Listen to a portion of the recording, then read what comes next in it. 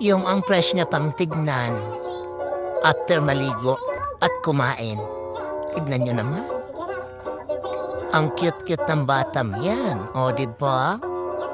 Ang laki-laki ng mukha. Siyang may sabing may kapasawayan ng batam to. O, ayan na nga. Tinanggal ang tali.